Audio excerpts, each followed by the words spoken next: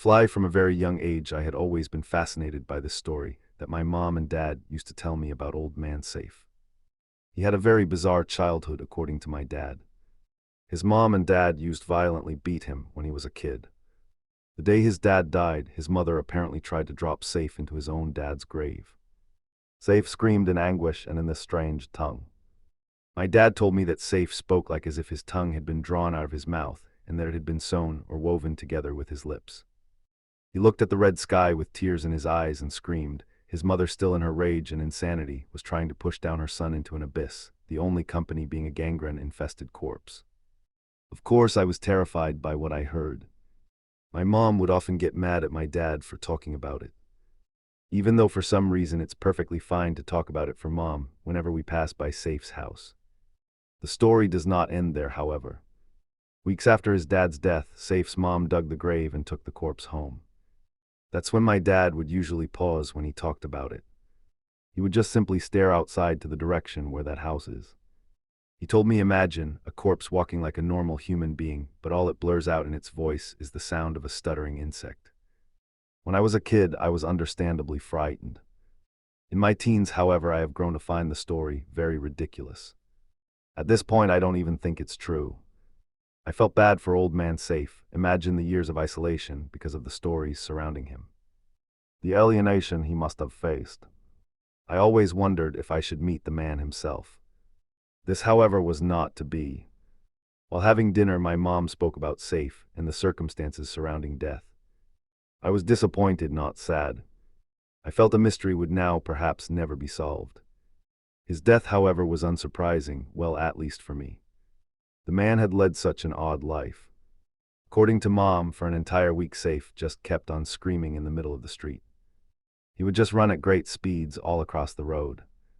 The last week of his life, according to my mom, was him simply murmuring gibberish and screaming in front of his father's grave. I asked Dad about the zombie story regarding Old Man Saif's dad. My dad would tell me the same thing over and over. I swear by God, I saw him that day walking like as if he always did when he was alive, but when he spoke he sounded like some critter. However, it seems no one else remember this. I mean, I am sure if you see a walking zombie it wouldn't go unnoticed. Saif's residence is now a rundown house for junkies and gangsters.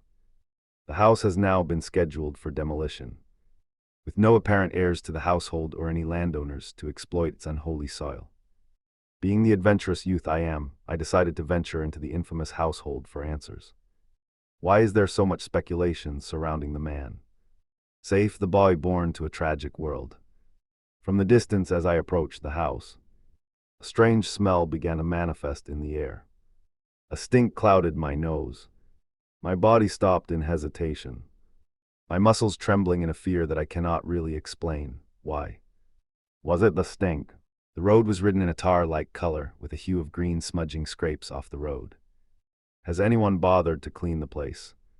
There were street signs dating from the early 90s, clinging on to their rusted nails.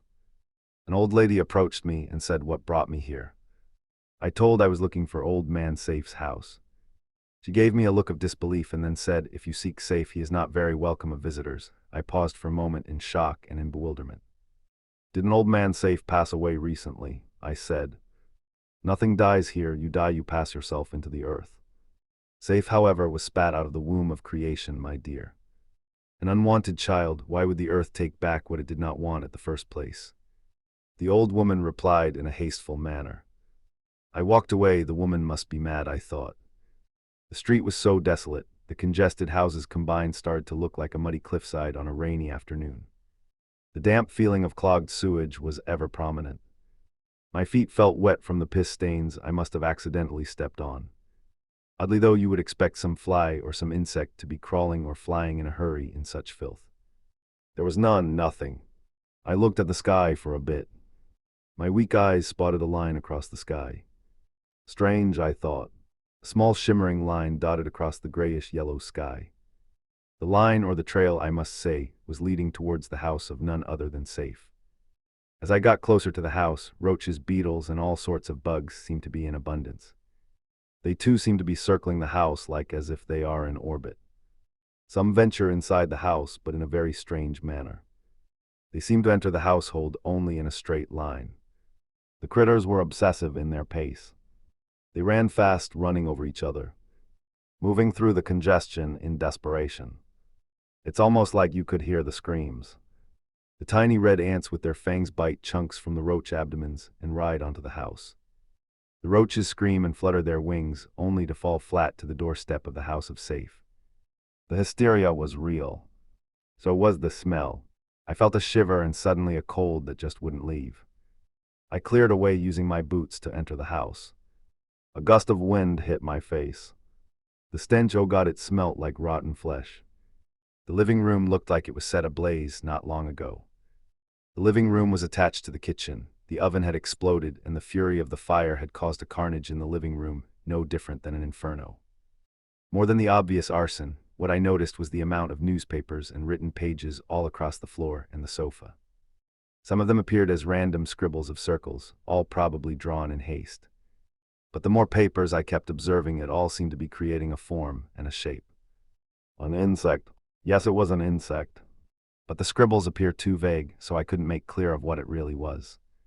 Inside the room, the insects were rushing even faster, as if they seemed to be in some frenzy. They were moving in a circular motion, as if they were orbiting something. This is just strange. I mean, I understood hive mind behavior, but to the extent that it would compose of all sorts of insects. It was baffling, but I must admit seeing the insects reminded me of what my dad had said about Saif's father. The man who spoke like an insect. How can anyone speak like an insect? Does this strange occurrence have something to do with the house? Or Saif himself? A newspaper I picked up read, 4th May 1988, woman jailed for child abuse. Saif's mother was arrested. I guess mom and dad failed to mention that. Right below the heading was a terrifying image of an old woman.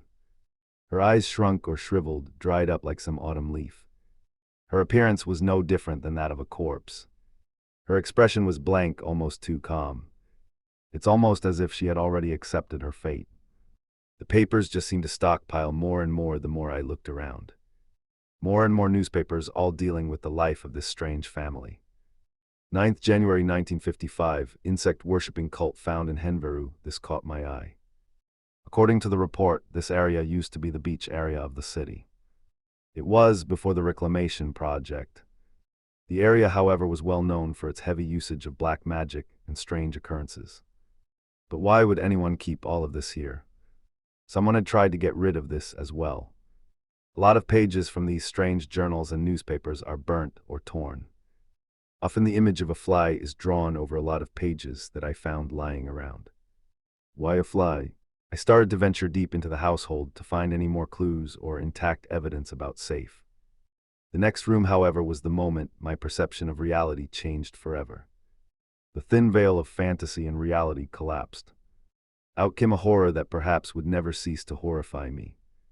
The entire room was covered in a strange yellow goo, and in the corner, stacked up like furniture, were unmistakably maggots. They must have been at least a foot long. I puked at the horrific sight. The maggots were eating the wood and the furniture inside the room. They were very slow, moving like a snail on the floor. However, their movements were frantic. Disgustingly frantic.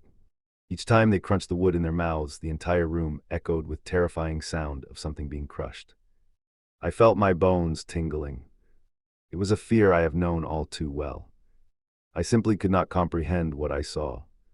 This couldn't be real, right? That's what I kept saying to myself.